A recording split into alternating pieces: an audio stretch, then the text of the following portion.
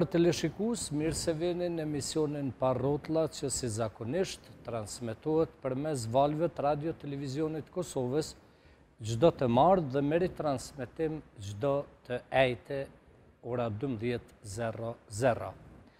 Për hir të 100 vjetorit të pavarësisë së Shqipërisë, pothuajse të gjitha emisionet gjatë këtij viti ua kemi kushtuar atyre që kanë dhënë më shumëti për çlirimin e Kosovës, ushtarëve të ushtrisë çlirimtare të Kosovës, njerëzve të cilët kanë qenë direkt ose indirekt të përfshirë në lëvizjen tonë kombëtare për çlirim dhe bashkim kombëtar.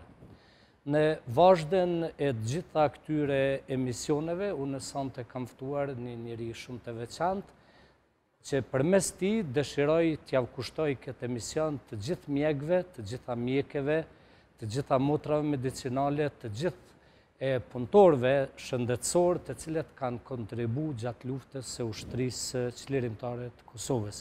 Pra, përmes Naim Bardiçit, dua që sonte të flasim për kontributin e personelit shëndetësor gjatë luftës së ushtrisë çlirimtare të Kosovës. Naim, mirë se keni ardhur. Mirë se ju kemi gjetë, faleminderit për ftesën.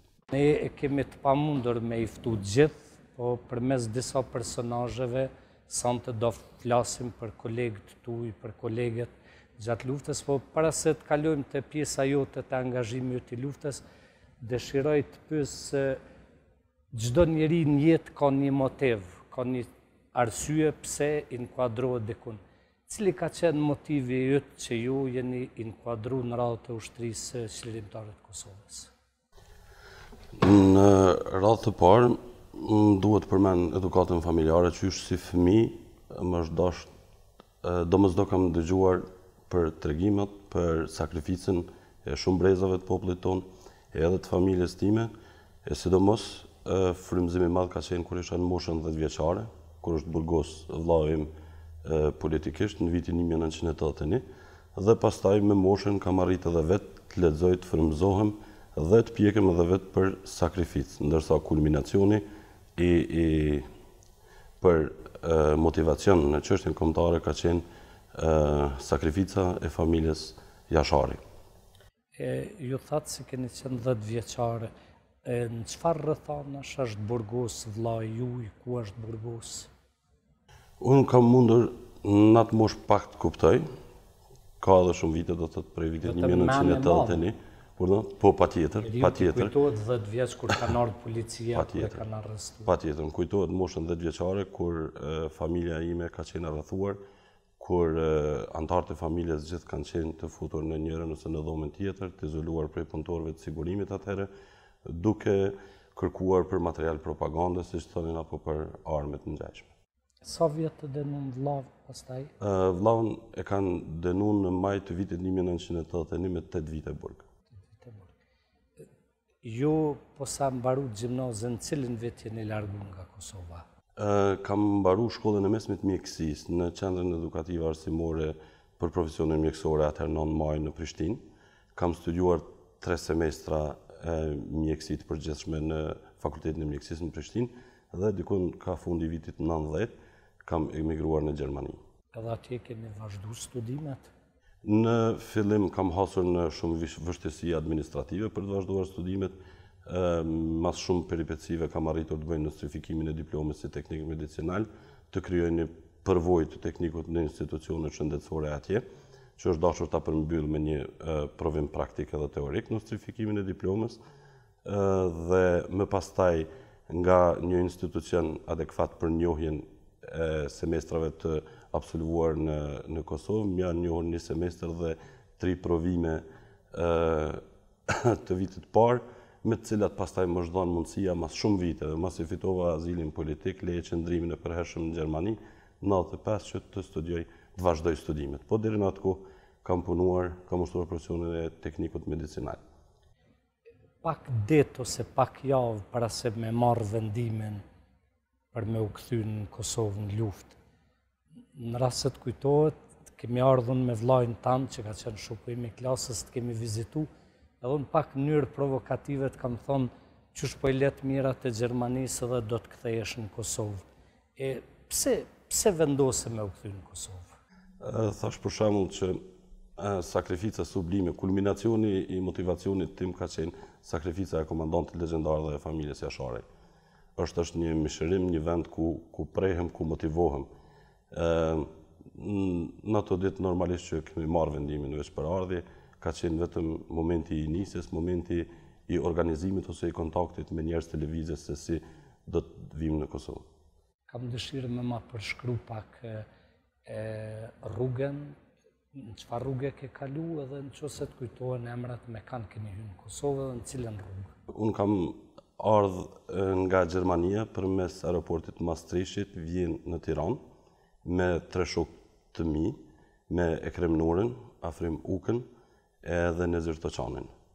Me të arritur në Shqipëri, kemi takuar Ramiz Ladrovcin edhe Shajp Mujen, të cilët na kanë drejtuar, ka qenë fundi i majit i 98-s, në një qendër ku kemi pushu në mënyrë që të marrim rrugën më atje për në Kuks, Vlanë Cahan, atje kemi përgatitur armë dhe me një grup që ka ardhur edhe nga Kosova të armatoset, jemi bashkë në gjitë dhe kemi kalu kufinin të armatosën. Edhe destinacioni ku ishte, ku keni mërrit pastaj? Pika për të arritur me qenë se ishin kontaktet e Ekrem Nurës me të afër me familjar Jakub Nurën, ishte përëllovci për ne të gjithëve.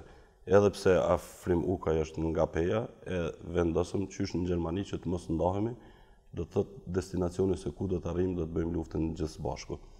Ndërsa në kufi vetëm hasëm në pritën serbe dhe aty kishim humbje, luftime, kështu që mas pak orëve marsh na u dash të ballafaqohemi me vdekjen, tamam me përcit e luftës. Me çfarë vdekjesh, çfarë humbjesh keni pas? Nëse më kujtohet mirë në pritën që kemi ranë ne, kemi qenë diku në 140 ushtarë të QK-s, ka pas ndoshta 20 apo 30 plagosur, nuk e majnë mend mirë. Prej një të vdekurve të ranëve më kujtohet, ka qenë Hysni Hoxha prej Damanekut. Aty më dashur ballafaqohem edhe me luftimin, me betejën si betejë, po edhe drejt për drejt me profesionin mjekësor, do të thotë me lidhje plagëve, reanimacione dhe dhënie ndihmës parë. E thënë diçka të bukur, the që njëri prej shokëve tonë ka qenë nga Peja. Po. Edhe ai vendosi me ardhmë në Drenicë së bashku me juve. A dakordohesh ti me një thënie që lufta është bën në Drenicë, por luftën e kanë bërë gjithë në Drenicë, do të thotë gjithë shqiptarët kanë qenë se edhe Abeja, për shembull Bekim Berisha e ka kriju akademinë e parë, shkollën ushtarake në Qarev, ka qenë kështu apo jo? Patjetër që pajtohem me këtë. Do thotë të gjithë shqiptarët u kthyn si piknisje e kishin Drenicën për shkak të komandantit Adem Jashari. Edhe për shkak të komandantit Adem Jashari, po edhe për shkak që luftimet ishin me intensitet më të shtuar në regionin e Drenicës në atë kohë. Ku vendose fillimisht, në cilin vend? Me qenë se ramë se thëmë në prit, më kujtohet aty ka qenë i plagosur edhe Hysni Syla, daja i vogël, edhe ati kam dhënë ndihmën e parë atje. Kemi ardhur. Ai kishte ardhur nga Amerika? Më duket se ka ardhur prej Amerikës, se na jemi bashkë në gjithë një grupit që shumë pak ka qenë një orë për neve. Do të thotë kaluam prej aty përmes fshatit Demjan, me gjitha të plagosur që i kemi pas, i kemi dorëzu në për pika shëndetësore atëherë të organizuara prej Ushtrisë Lirimtare të Kosovës.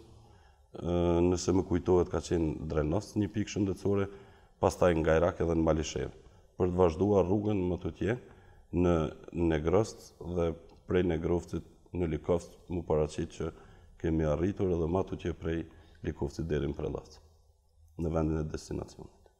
Gjatë kohës kur ke arrit në Drenicë, ka rastisë rasisht që takoheshe me Xhev Ladrovcin e me Femi Ladrovcin? Po, ai ka qenë deri madh për mu. Takohna me Xhevin edhe me Bacenfej. Edhe sot më duket se t'jetë një ëndër e mirë. A ke pas për shtypjen, këte ma kanë thënë dhe njerëz të tjerë që i kanë taku këta dy njerëz, njerive ka një parandjen të brendshme, kanë besu të gjithë se këta njerëz në qoftë se njeri vritet, do vriteshin të dy të bashkë?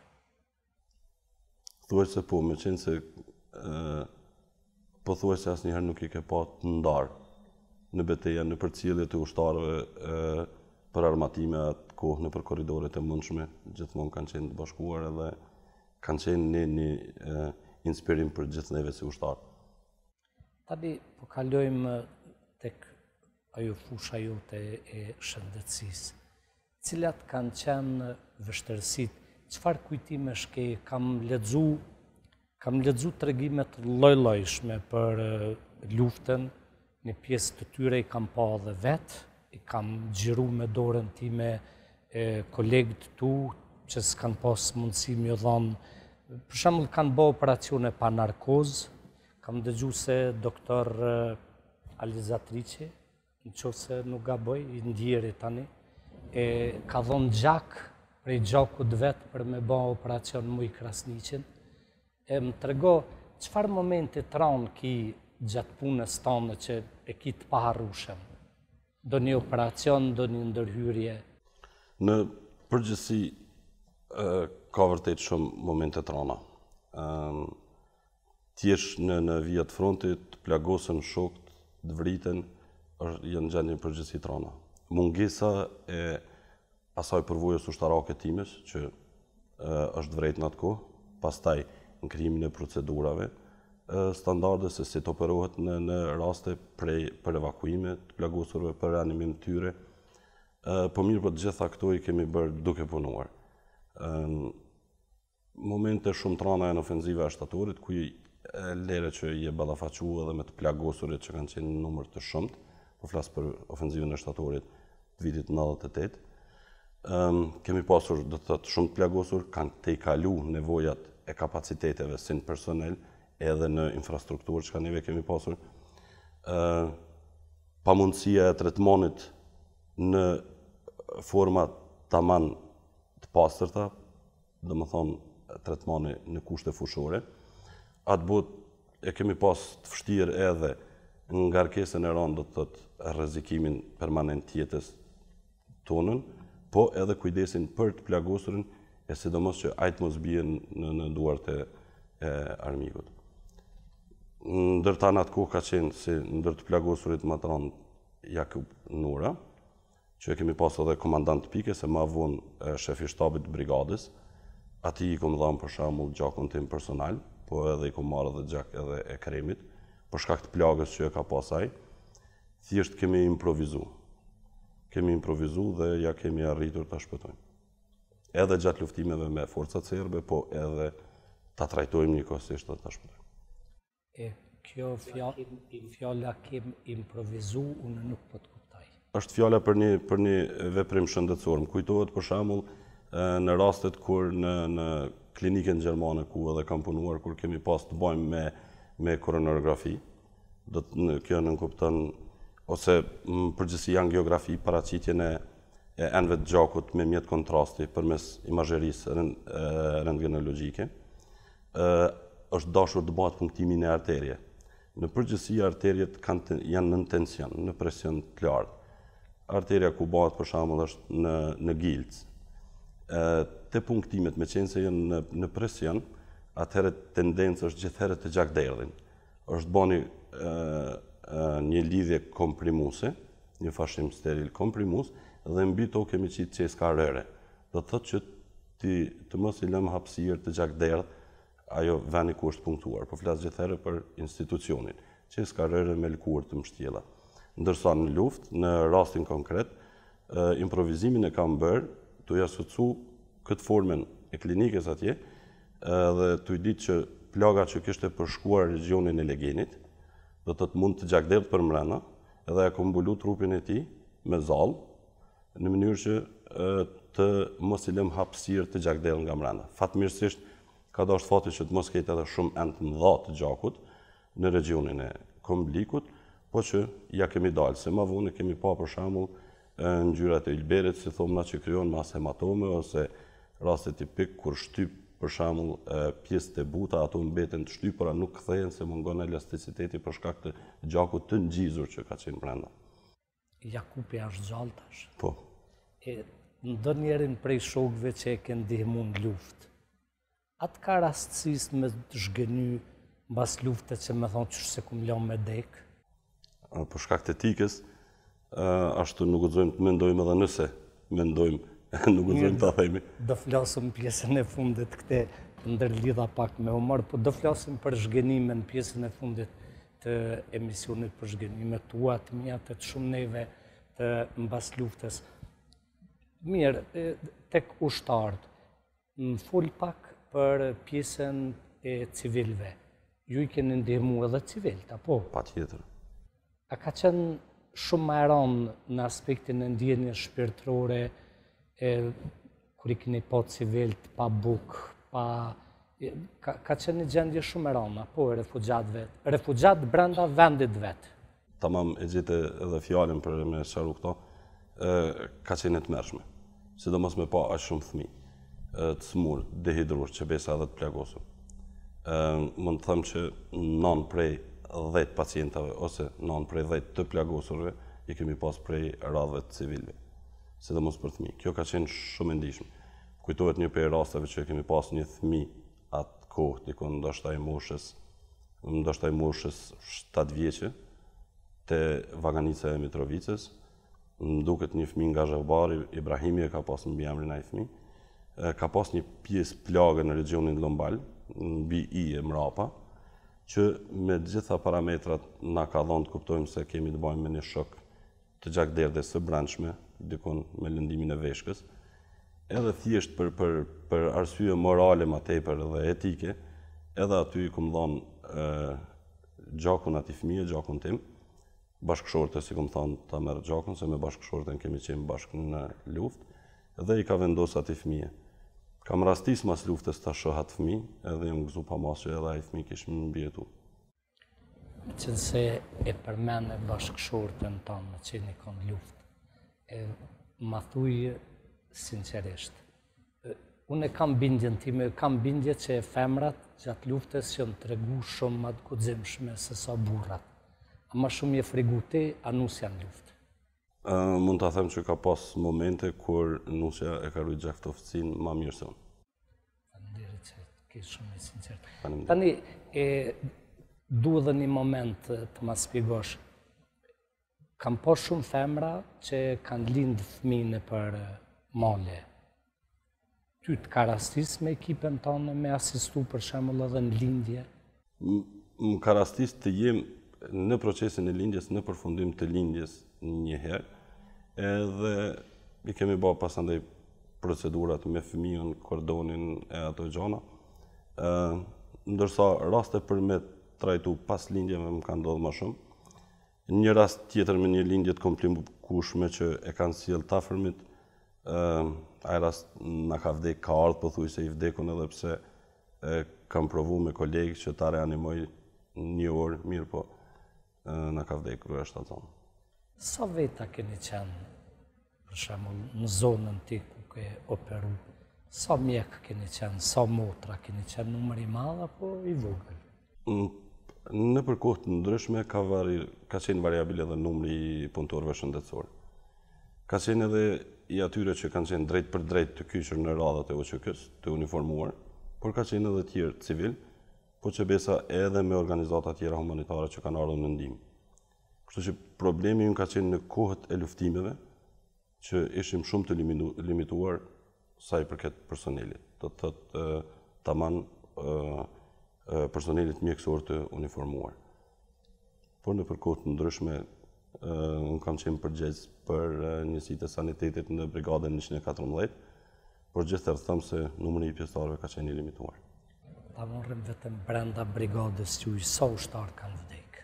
Sa ushtarë janë vrarë? Përbes nuk i di statistikat, ndoshta për mbi 200, nuk e di, nuk jam i sigurt. Do thotë, kur i rikthehesh asaj kohe në përdurët e tua dhe të kolegëve tuaj kanë kalu me qindra kufoma, po? Po. A është vërtet se ata që kanë qenë të prekur direkt nga lufta edhe ja din ndoshta vlerën, ma shumë ja kanë ditë vlerën lirisë mbas luftës? Definitivisht e them se po. Definitivisht. Shpeshherë me shok, kolegë, bashkëluftar, kur bisedojmë për ngjarjet që kanë qenë vërtet të mërshme për jetimet e rana të luftës, e themi edhe këtë që atë e din vetëm ai që i ka përjetuar përse afër me atë gjë. Ta bëra këtë pyetje sepse gjatë javës të kalume e kam marrë një letër, po fatbarësisht prej 200-300 letra vjen një letër e çmendur e këtij lloji që pse po i trajton çështjet e luftës. A kupton, ka njerëz dhe përgjigjja jonë ishte se me siguri që këta njerëz në kohën e luftës ku ta dysh se ku kanë qenë, a kupton se ka njerëz edhe në atë kohë që edhe kanë qenë pjesëtarë të forcave serbe, ka edhe shqiptarë që kanë qenë, ashtë kështu apo jo? Po, patjetër. Realisht ka, po fatkeqësisht ne akoma s'kemi vu një shosh me ditë kush çka ka bon, edhe para luftës, edhe gjatë luftës, edhe mbas luftës. Si kohë zgjatje, ty dhe nusës tonë, sa kohë, për shembull ti, sa ke qenë vije në frontit? 1 muaj, 2 muaj, 1 vjet, 2 vjet? Mu më ka ra për afërsisht 1 vit. Në shumicën e hera, me përjashtim në hapësirën kohore prej kur kanë ardhur vëzhgust, është fjala për tetorin, më duket tetorin 99-ës. Në atë periudhë kohore kemi qenë paka shumë më komod, që jo patjetër drejt në përvija e frontit, ndërsa pjesa tjetër kohore 80% e kohës kanë qenë kushte fushore. Edhe të plagosurit shpesherë më shdasht të mbuloj me një lastik në një fush, afer një shtrege me kasht, afer proskave në përmale, në kushte shumë të randa fushore. Edhe kushtet cilat i kanë të i kalu të gjitha kapacitetet njerëzore, dhe të personelin mjekësor, kanë të i kalu kapacitetet në materiale sanitare që kemi pas, në barëra e tjera. Ka pas raste kur forcat serbe i kanë kapë robë të plagosurit edhe i kanë ekzekutu? Të plagosurit tonë, jo. Veç këtë dëgju që në pjesë tjera të Kosovës ka pas? Po, të plagosurit tonë ju siguroj e din që nuk i kemi lanë me asnjë kusht bjendor. Kjo më kujtohet rasti e Kremit kur në ofenzive shtatore të rrëthon për një numër shumë i madh i forcave serbe që ka qenë e pamundun një rrëthimit tillë për pa pas një fërkim me forcat serbe, do thotë e pamundun për shkak të hapësirës fizike që ka qenë edhe numrit të madh. Më kujtohet që Kremi ka nejtë shumë afër Jakupit për ndoshta mi dhanë plumbin e fundit edhe mos me lanë ndorë. Kush është e Kremi? E Kremi është e Krem Nura, që e përmenda në fillim, është kusheri Jakup Nurës. Ka qenë një strategji që ma mirë i vdekur se sa me roj gjallë? Njësiti jone ka pas parim këta që nuk lejon ushtarin të bie në forcat në duart e armikut. Ashtë të vërtet se gjatë luftës ke qenë edhe mjek, po dhe ke qenë një armatosur?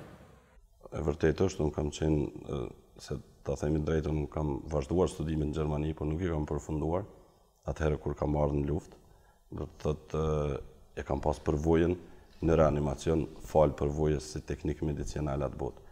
Edhe ajo më është gjendur shumë gjatë luftës, e që më parim prioritet e kam pas pushkën prej fillimit, e që ma vonë duke ardhur, duke u linë nevojë, duke mos pasur edhe resurse humane të mjaftueshme që merren me çështjet shëndetësore, më ka dashur të kaloj edhe në detyrë të mjekut, do të thotë gjërat që unë në Gjermani më është dashur ti asistoj profesorit ose mjekut me përvojë, i kam bërë vetë gjatë luftës. Me nusën je taku në Kosovë gjatë luftës? Po, në Kosovë jam taku. Kur mbaroi lufta, u nënshkru marrëveshja në Kumanov, u futën forcat e NATO-s brenda Kosovës, që ku ishit në atë kohë? Atë natë ku ke qenë? Atë natë kemi qenë me të plagosurit në disa shtëpi të djegura dhe që me forcat speciale britaneze që i kemi dorëzu paraprakisht plagosurit që i kemi pas Matran, kanë ardhur me një helikopter në një zonë që i kemi pas kontaktin me shtabin e përgjithshëm, jemi marrë vesh për koordinatat se ku do të vijë helikopteri. Kanë pru një 6 ushtarë të Sasit, cilët kanë qëndru me ne, por edhe kanë mbajt komunikimin pastaj për evakuimin e të plagosurve që i kemi pas Matran. Do thotë ka qenë regioni Kotori, ka qenë fshati, ku edhe më ka zanë përfundimi i luftës. Me ata të plagosur, i kam sjellë deri në Skenderaj, në shtëpinë e shëndetit dhe aty ka përfundu lufta. Po më intereson me të pyet, me qenë se përmend ofenziven e shtatorit, shtator 98, Po. se si ka qenë ofenziva më e rëndë. Më e rana për një kohë të shkurtë e ngjeshur, brenda 2 ditësh. Në atë ofenzivë, më sa të kujtohet ty, ne të gjithëve me 22 shtator, është vra edhe Femi Ladrovci me Gjev Krasniqin Ladrovcin edhe ushtarë të tjerë që kanë qenë zbashku me ta. Ku ke qenë kur e ke morë lajmin për vrasjen e tyne dhe qysh e more lajmin si e ke ndi vetën kur dëgjove për Femin edhe për Gjevën që në vrarë? E përmenda edhe më parë që Bacafej ka qenë seriozisht inspirim, motivacion për gjithë neve. Shumë i afërt me neve. Edhe për më na bë edhe më shumë për mos më ju trem pushkës ka qenë Bacafej. Unë kam qenë me të plagosur në fshatin Krasmirovc më duket, po tankohen në granatimet e forcave serbe, edhe ofrimin e tyre fizik shumë afër nesh. Një ushtar i plagosur që nuk i mend emrin, nuk e di, ka qenë dorë i plagosur, i kam pastruar plagën, e kam trajtuar edhe i kam imobilizuar krahun, edhe ai më ka tregu që ka ra Bacafej edhe Gjev Ladrovci. Nuk kam dashur ta besoj, kemi qenë shumë të preokupuar edhe me veten, normalisht në ato gjendje, edhe me të plagosurit, me doktrinën që e thash më parë që të mos lihen në duart të armikut, se është goxha një vendim i rëndë, ma le të ndërron pozicionin prej një vendit në tjetër, mundohesh të dëmtosh armikun, se sa kur lidhesh me të plagosur që bëhen barë permanente. Po lajmin kur e kemi marrë për rënien e Bacafejt dhe Gjevës, më zhdukur që kemi humbur luftën. Lufta përfundoi, ju personalisht, ku u inkuadrut pas përfundimit luftës? Të them drejtën, pas përfundimit luftës, u ktheva në Gjermani dhe mendova që të vazhdoj jetën atje ku e kisha lënë. Në parim kontakti me shumë shok të luftës me të cilët edhe u ofruam edhe më tepër në atë periudhë kohore një vjeçare sa më ranë në luftë, më bane që t'i përgjigjem edhe një herë ftesës që të mund të kontribuoj në qeverinë e përkohshme të Kosovës, në Skendera si drejtor për çështje shëndetësore edhe politikë sociale. Mirë, po me të marrë kompetencat e prej UNMIK-ut, që ka qenë një periudhë shumë e shkurtë, derisa UNMIK-u morri ato kompetenca, unë nuk kam qenë pjesë e qeverisë përkohshme më. Në ndërkohë momentet kur po doja prap t'i kthehem jetës në Gjermani, kanë dalë prap shok tjerë, për shembull ka qenë edhe Ramizi, një prej atyre që kam dëgjuar të jem dhe të vazhdoj, se kam konsideruar edhe këto si vazhdim të idealeve të mia, të kontributit për vendin, edhe aty ku mundem kam shku në trupat e mbrojtjes Kosovës, në gardën e Kosovës fillimisht, si shefi kabinetit, të komandantit gardës, po për një kohë shkurt për të vazhduar më të qenë në batalionin 40 mjekësi, që ka qenë njësi qendrore e shtabit përgjithshëm. Për shkak të profesionit që ka qenë më i përafërt edhe kontributi më i drejt për drejt në sferën. Pse u largut më vonë prej TMK-s? Cila ka qenë arsyeja? Arsyeja zyrtare në përgjigjet. Jo zyrtare, po jo zyrtare. Në përgjigjet që kemi marrë prej bordit që ka qenë autorizuar për seleksionimin e pjesëtarëve të FSK-s, që nuk i plotësojnë kushtet. Sipas argumenteve tua, faktet që posedon, mënyrën se si ka shku ky seleksionim, ka pas hilën këtë punë? Hile ka pas edhe ka pas shumë. Nga kush? Nga bordi për seleksionim.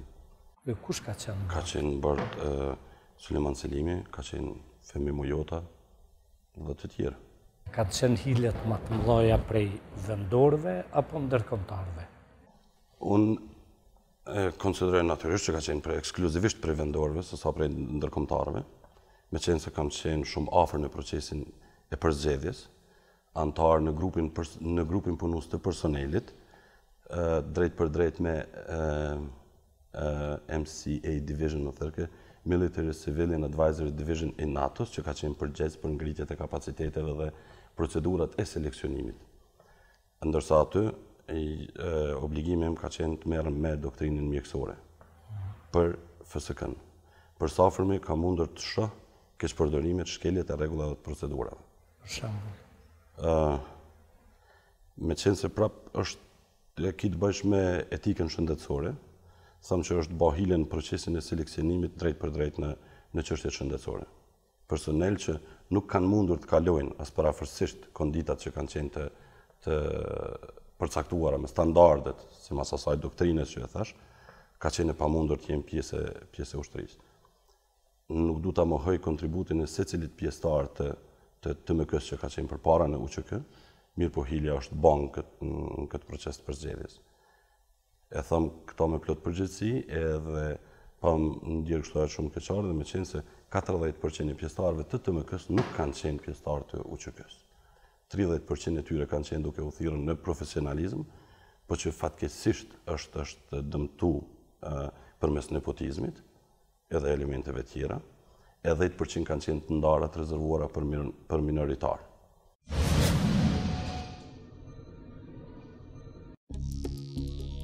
I specializuar në ginekologji dhe i doktoruar në onkologji, me përvojë mbi 27 vjeçare në qendrat më të njohura universitare të Gjermanisë. Doktori Mer Hajdari, në klinikat e tij në München të Gjermanisë dhe Bern të Zvicrës, ofron këto shërbime. Diagnostifikimin prenatal të hershëm të fëmijëve 4D Life intrauterin me të meta fizike, psiqike, lindje normale dhe me operacion, mjekimin e sterilitetit të femrat, të gjitha operacionet e kancerit, gjirit dhe kozmetike, mjekimin dhe diagnostifikimin e të gjitha sëmundjeve kanceroze. Vizitojeni doktori Mer Hajdari në München të Gjermanisë dhe Bern të Zvicrës.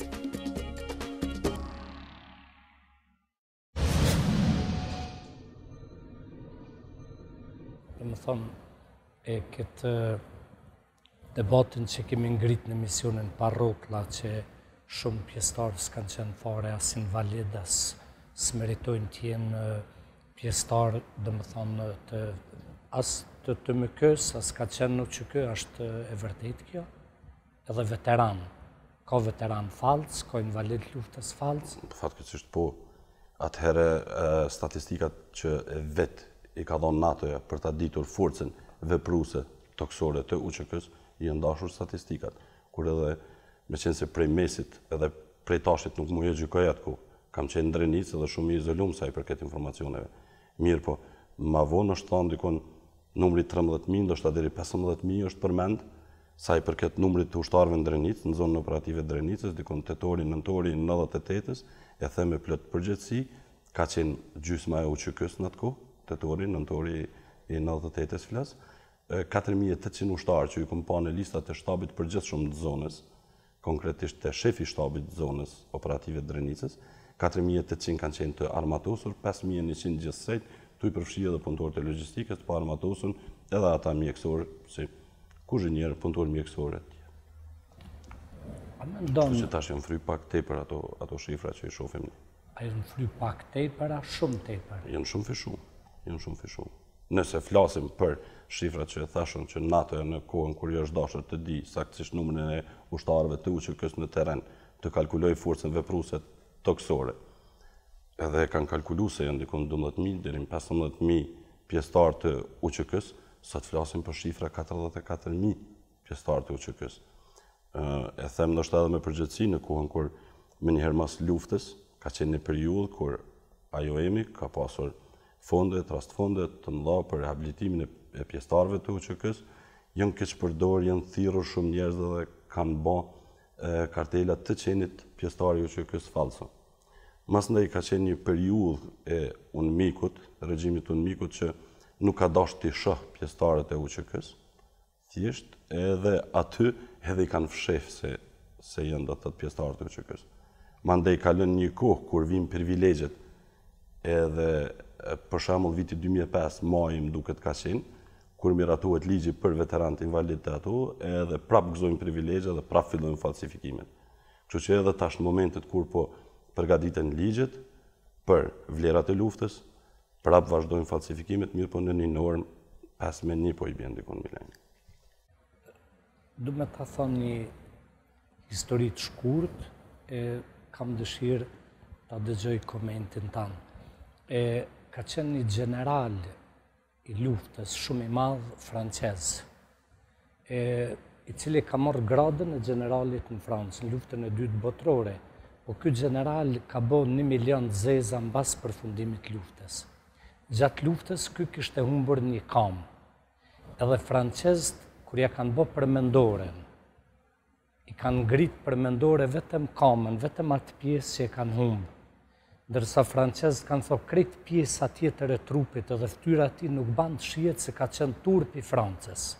A mendon që edhe ne është dashur me bën një seleksionim të tillë që thuhet njerëzve, ti ke qenë i fortë në luftë, ke bë këte, po mbas lufte ke bën 1 milion zeza. Është dashur të krijohet brenda trupa mbrojtëse të Kosovës, brenda gardës të Kosovës, brenda qeverisë të përkohshme të Kosovës, një komision verifikues që do të verifikon të çdo njeri ka qenë apo s'ka qenë në luftë, është plagos apo nuk është plagos në luftë, e jo vetëm t'jepen vërtetime paushall sikur në kohën e partizanëve Titos. Mua më duket që nuk ka munguar edhe aq shumë në krijimin e këtyre komisioneve, më tepër ka munguar vullneti për qasje të drejtë edhe korrekte ndaj vlerave të luftës, se komisioni ka pas në përzgjedhje, në emrimin edhe në lëshimin e vërtetimeve të qenit pjesëtar apo invalid apo çfarë do qoftë që është. Sa i përket asaj që e përmenda generalin francez me humbjen e kamës, pajtohena në parim, më kujtohen edhe fjalët e babushit që përmenden shpesh të generalit Kudus Ilame, që thotë që ora ndalet do të thotë në momentin e përfundimit luftës për vlerësimin e njerëzve, me qenë se në shumicën e njerëzve ndoshta edhe të udhëheqësve të luftës, ndryshimet në karakter negativisht edhe në përgjithësi rrezatojnë në vlerën e luftës më pas. Sido që të jetë respektin për çdo njeri që i ka dhënë luftës, çdo ushtar që ka qenë pjesëtar i ushtrisë lirëtare të Kosovës, ndërsa ndryshimet e karaktereve të pas luftës le të gjykon drejt historia edhe ashtu institucionet i kemi të krijuar. Shpresoj që ato do të merren me secilin që bën gjërat këqija. Kur ke vendos definitivisht me lëshu, do të thonë punën pranë trupa mbrojtëse të Kosovës? Të them drejtën, kështu pak jam i natëzi. Unë kam pas vendos shumë më përpara tale punën në trupat e mbrojtjes të Kosovës për shkak të zgënjimeve personale që i kam pasur. Me keqpërdorime me këtë meatë. Çfarë keqpërdorime? Për shembull, unë kam bën një emision që e di që kanë vjedhë për shembull qeveritë komunale, kanë vjedhë ministritë ndryshme. Madje kam pas bën një emision që komuna e Prishtinës Tazom ka ndërtu një shkollë dhe kur e ka ndërtu një WC, kanë shkruar se kjo WC është bën me 280 bloka. Edhe kur i kam numëruar kanë dalë 130, madje kam pas në shkrim, kam thënë dhe në WC kanë hangër komuna e Prishtinës. Po në anën tjetër, nëse të kujtohet, kam pas një shkrim a dhe të më këja vjedh pasulin për shembull, atë kujtohet që kam shkruar për pasulin. Ka sa e kanë shit byrekun edhe pasulin? Për bes tash nuk më kujtohet ashtu. Veç byreku është shitur më shtrenjtë se sa që do të thotë në masa të mëdha kur merren për qindra byreka e këtu, është shitur shumë më shtrenjtë se sa që shkon vetë në një qitore dhe merr një byrek x gram. Do të thotë me siguri që ka qenë më i shtrenjtë. Edhe po keqpërdorimet e këtij lloji kanë qenë duke filluar prej karburantit atje te shoferi e deri te komandanti i njësisë. Edhe kjo ishte arsyeja që ti vendose të largohesh? Unë kam pas vendosur të largohem, por fatkeqësisht më punuan dhe më larguan ata. Pse ta punuan? Qysh ta punuan? Për arsye personale. Për shembull, nëse është dëmtuar diçka, nëse është bën një keqpërdorim, në gjithëherë kam dashur të bëhem literar, edhe të qes në letër keqpërdorimet këtë atë. Edhe në ndërdije fundit duke ditur çastin e ndërkombëtarëve, arsyen e ekzistimit të TMK-s. Për ta ka qenë siguria në radhë të parë. Çka do të thotë? Pa marrë parasysh se disa individ se si sillen, çka veprojnë, me ta është bë politikë ditore. Parimi ku kam qenë edhe e kam dëgjuar me të qenit në qendër Marshall, një irlandez që me siguri nuk ka qenë njoftuar se në audiencë, prej të përfaqësuar me 29 shtete ka mund të jetë edhe një pjesëtari të MK-s aty. Edhe ai pa thonë që të MK-ja si institucion është krijuar për të parandaluar një organizatë potenciale terroriste të veprojë dhe të mohat në hierarki. Kështu që është mbajtur të mbetet gjallë edhe keqpërdorimet prej fundit deri në krye kanë zënë vend tash. Është edhe banale, po më duket me i përmend se si edhe jam bë, ama po. Naim, a ke bindjen, për shembull, që në këtë vallën e korrupsionit edhe të krimit organizuar, kanë prinjë edhe ndërkombëtarët, sepse nëse ti ke qenë të MK, edhe ndërkombëtarët kanë bërë dosje që ti ke vjedh pasol, ke vjedh byreka, ke vjedh karburante. Ata të kanë zgjedhë si partnerin ma të shkëlqyshëm të bashkëpunëtorit, sepse të kanë thonë shikoj e dosje, ne mund të qojmë edhe në burg. Mendon ti se ndërkombëtarët e kanë përdorur kartën e shantazhit të shumë njerëz në Kosovë? Ajo është një prej arsyeve, po patjetër është edhe kjo arsye tjetër që të mohen dhe të zhvillohet politika ditore me X individ. Këta individ kanë influencë mbi një rrjet njerëzve. Edhe nëse ne e kontrollojmë një X-in, atëherë e kemi kontrolluar ata njerëz. Mendoj se sipas këtij parimi të zhbon. Unë i kam thonë oficerit të ndërlidhjes atëherë që edhe me rezolut më duket ka qenë ose një ekstra aneks që gjithherë në mbikëqyrje të trupave të mbrojtjes së Kosovës të jetë një koordinator britanez, ka qenë një general britanez gjithherë, edhe asistenti i tij ose edhe oficeri i ndërlidhjes ka qenë parapart jetë britanez. Kështu që edhe në kohën e fundit, në kohën e shurjes së TMK-s, edhe në ngritjen e FSK-s ka qenë oficeri i ndërlidhjes britanez dhe atij ja kam thënë personalisht sa i përket keqpërdorimeve që i bojnë këta tonë, e kemi ditë po pse ju lejoni, ata nuk e kanë besu. Oficeri në fjalë ka qenë shumë i thyer, për arsye për shkak se në rastin tim konkret ka qenë njoftum që gjoja unë nuk pas kam dëshirë. E vërtetë është që nuk kam pas dëshirë të jem pjesë e FSK-s në atë kohë dhe me shumë prej disa aty në njerëzve. Mirë po, për arsye të mijat, mirë po e kanë gënjur atë edhe i kanë thonë se ky nuk është ka dënë të pranohet ose nuk ka konkuruar hiç. Edhe një koleg punëtor aty më ka thonë mua që e kanë dëgjuar oficerin e ndërlidhjes ka i thotë kreu të TMK-s ose të FSK-s, Rahmanit edhe Syles, pse e keni gënjur doktorin për arsyeën e mospranimit. Kështu që le të mbetet në ndërgjegjjet secilit. Ata është kriju për shtypja se ndërkombëtarët, edhe në lamin time, për shembull në gazetari, kanë përzgjedh ata gazetarë me cilët kanë folë sikur me nxënës të klasës parë fillore.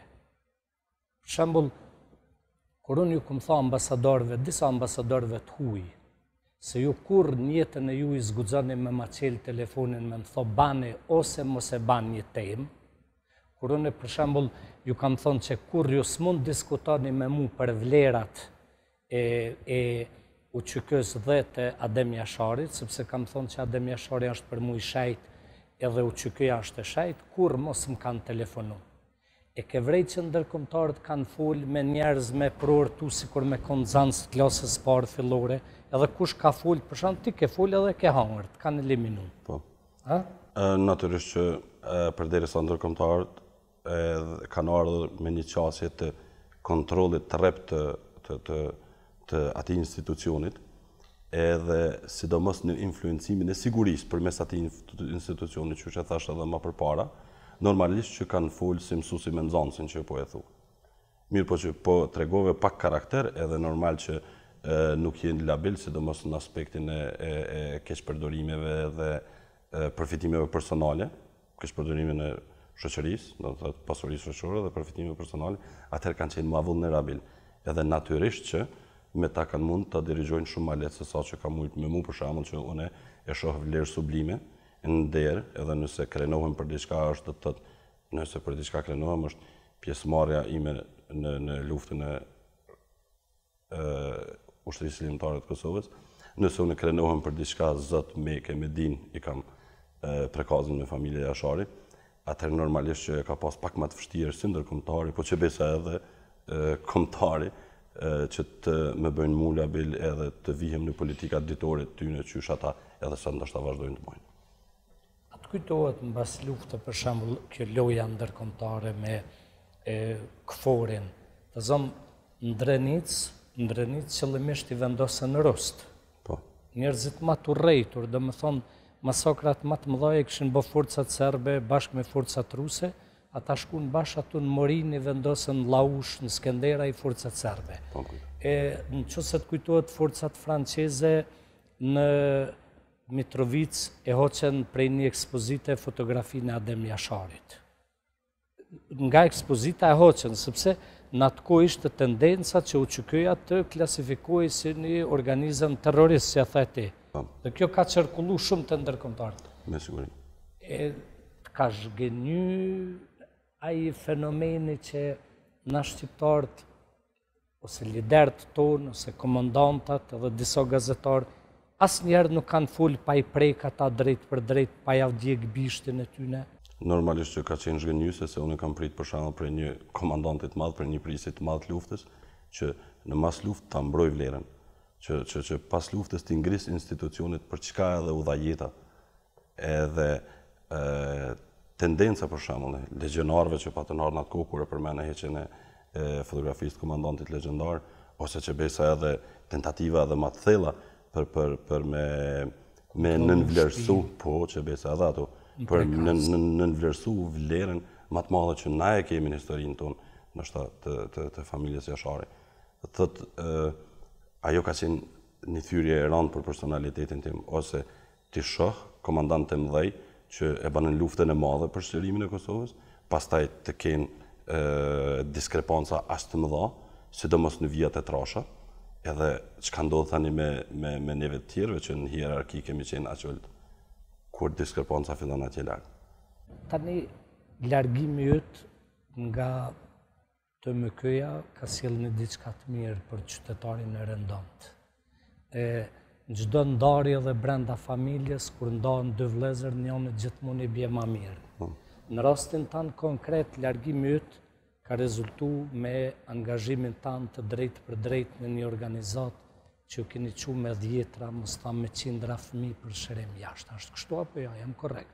Më duhet ndërhyj, falë, për shkak të korrektësisë, me njëherë mas luftës, e kam marrë si obligim personal, jo që ka qenë doktrinë ose pjesë e misionit të TMK-s drejt për drejt, shërimi ose dërgimi i fëmijëve jashtë në shërim jashtë vendit, mirë po, me kontaktet që kam pasur në Gjermani kryesisht, edhe me gjuhë që e përmendë përpara që i kam zotuar, sidomos në zhargonin mjekësor, gjithherë ka qenë një përparësi për angazhimin personal, që besa edhe për kundër faktit që kam qenë në TMK, angazhimi privat, mirë po atë institucione kam dashur, se kam dashur tashë që ka qenë si trashëgimtare e UÇK-s, dhe për atë arsye unë i kam ba ato vepra, ato dërgimin e fëmijëve kryesisht jashtë vendit, edhe nderin i kam lënë institucionit, ashtu e kam dashur. Ndërsa, me largimin tim nga TMK-ja, unë thjesht e kam vazhduar mision timin personal, që besa edhe më të intensifikuar për dërgimin e fëmijëve jashtë vendit. Prej që ndoshta sa kam qenë në TMK, prej momentit kur kam filluar të merrem me evakuim të fëmijëve jashtë vendit që në Kosovë nuk gjenin shërim, nëse ka qenë atëherë mesatarja 10 ose 20 fëmijë në vit, atëherë me momentin kur jem largu nga TMK-ja është rrit 30, 50 deri në 70 fëmijë në vit, që kryesisht janë shëruar në spitalet e Austrisë, po edhe në Gjermani. Për hir të korrektësisë, me kënd ke bashkëpunu mas shumti me cilën organizat, edhe ja mundesh me na përmend ndonjë emër që ja vlen, me thonë se mendoj që puna ma humane, ma mbi njerëzore në këtë botë është me ndihmu fëmijët edhe pleqt. Faleminderit. Që nga viti 2007 bashkëpunoj ose koordinoj punën për shoqatën humanitare Alliancë für Kinder e Austrisë, që ajo vepron në truhet shqiptare që nga viti 1990, do të thotë edhe në Shqipërinë etnike të ngushtë vepron sot e asaj dite. Gjithsejt parafërsisht dikun 100 fëmijë përfitojnë prej Kosovës edhe prej Shqipërisë për shërim në spitalet austriake. Natyrisht kondita është që fëmijët mos kenë të kaluar moshën 14 vjeçare, të mos kenë sëmundje tumorale, por për shembull kryesisht veset lindura të zemrës që të ne mungon një kardiokirurgji e fëmijëve ku kishin me u trajtu këto fëmijë. Në Gjermani është humanisti dr. Felix Scharton, me të cilin kam rënë kontakt qysh prej vitit 2003-2004 dikun. Ka ndihmuar shumë drejt për drejt si individ, jo si ndonjë shoqat, qendrat mjekësive familjare, për shembull në Istog edhe në region të Istogut, me pajisje mjekësore, po çka është më e madhja, vepër që e bën dr. Felix Scharton, që tash ka shumë vite që është në pension, është që gjen qendra për tretman të fëmijëve të Kosovës, duke sensibilizuar tretmanin e tyre nga shoqatat tjera humanitare. Qysh janë Bildhilft, Ein Herz für Kinder, është Franz Beckenbauer Stiftung, Hans und Gudrun Meise Stiftung edhe të tjera.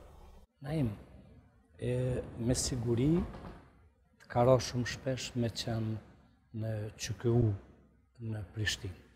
Unë intervenoj shumë shpesh për njerëz të smurë dhe familjarë dhe njerëz të njohshëm.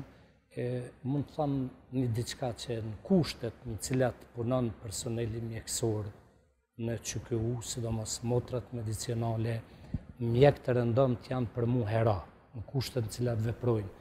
Një lift i cili do të funksiononte baraze me një makinë që e blen një departamentin, një ministrie, ato nuk punojnë liftat, duhet me i morë transportimin e pacientëve me bën mënyrën ma primitive, e tjera e tjera. Me ndonë që defekti ma i madhe gjitha qeverive pas luftës ka qenë pikrisht shëndetësia? E mendoj dhe besoj që është një trashëgimi e rëndë shëndetësia, një fëmijë tim, që gjithherë ka mbet në këtë periudhë kohore prej 13 viteve të pas luftës, e vërtet është për kolegët që din të jenë hero, edhe kolegët me ato pak infrastrukturë që e kanë aty, me arrit edhe me trajtu mira njerëz që kalojnë atje në qendrën klinike universitare. Do të thotë investimet janë minimale, ndërsa veprat përkundër atyre investimeve janë jashtëzakonisht të mëdha. Nuk kemi për shembull, nuk është arritur edhe 13 vjet mas luftës të bëhet ligji për sigurimet shëndetësore. Pa lek nuk mund ngrit shëndetësi, pa lek nuk mundesh me ngrit as shkencën. Çka mund të punohet të nën shkencë përderisa nuk arrim normal të kemi në klinika shiringa edhe analgjetik, infuzione të thjeshta. Një Naim, po nga njëherë kur jam në spital, mendoj këta ministrat tonë, ministrat e kryeministrat ranë që kanë qenë njëri mbas tjetrit. Me siguri që këta kur kanë probleme shëndetësore shkojnë jashtë. Se unë nuk mundem me mendu në jetë time që një minister në qoftë se ka hyrë brenda klinikës, në emergjencë, me ardhur njerëzit e prerë, njerëzit gjysmë të vdekur, dhe me vrapu mjek të s'kan pej, për shembull, s'kan gjonat ma elementare. Mu nuk më ha mendja që këta njerëz kanë po ndonjëherë realitetin që se ti e sheh këtë realitet dhe je minister i shëndetësisë. Ti do t'jesh 6 herë i çmendur me s'me morr mosa, ose kisha dhënë dorëheqje, kisha thonë fal, po s'mund të rri minister. Secili drejtor që ka ardhur në QKU e ka bë më bërllog se tjetri. Është shumë e vërtetë që shumë e kolegët, qoftë prej QKU-s po edhe nga politika, kanë pasur mundësinë të dalin në dhe të vizitojnë institucione shëndetësore, publike edhe private në vende tjera. Nëse kanë dalë për shembull në Evropë, në një shtet që kanë vizituar ata hiç, pa ta shkojnë për sherem atje. Kështu që me siguri e kanë pa dallimin se çka bëhet atje dhe çka bëhet na. Nëse i kanë mjetet dhe konsiderojnë se një smundje i rrezikon familjarën, besoj që normal e çojnë jashtë, ose edhe më mirë është edhe buxheti që ndahet për vit për shërime jashtë vendit, edhe prej aty mund të përfitohet dhe dërgohen në shërim jashtë vendit. A ke dëgjuar që ka salla të operacionit për shembull në QKU që me vite nuk janë dezinfektuar? A janë dezinfektuar, nuk janë dezinfektuar me vite. Më është dashur të bëj edhe evakuime me aeroplan special të pacientëve edhe të politraumave, dhe të pacientëve të intubuar me aparatura me evakuim special aeroplani edhe stafilokokët multiresistente kanë qenë gjithhere një problematike e rëndë.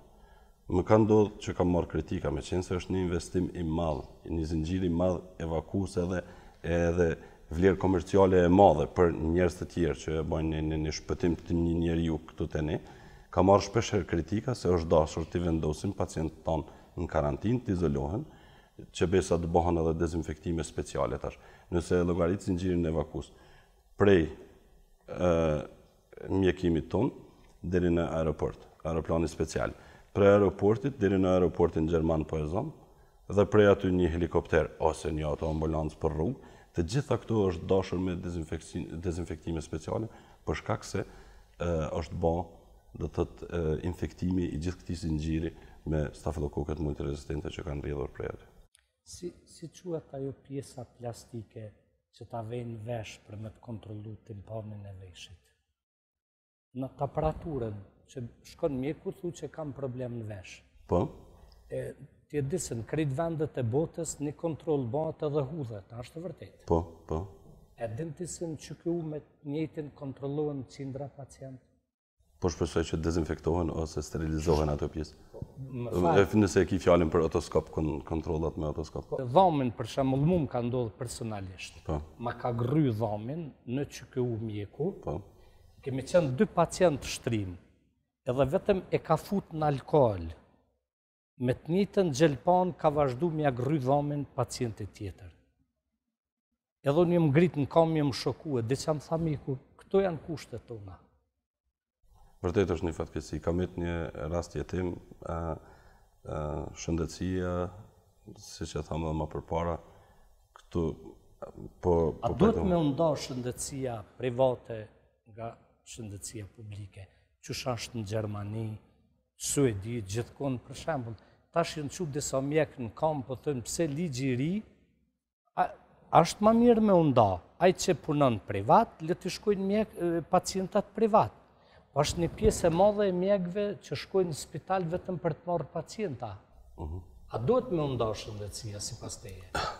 Për shembull, nëse flasim për shëndetësinë gjermane, atje mund të participojnë për shembull profesorë ku unë kam pas punuar atëherë në spital, ka pas mundësinë, tash nuk e di si ka qenë organizuar, po kur ka trajtu pacient privat, edhe brenda klinikës, e ka pas thjesht përqindjen e vet sa ka përfituar prej pacientëve privat.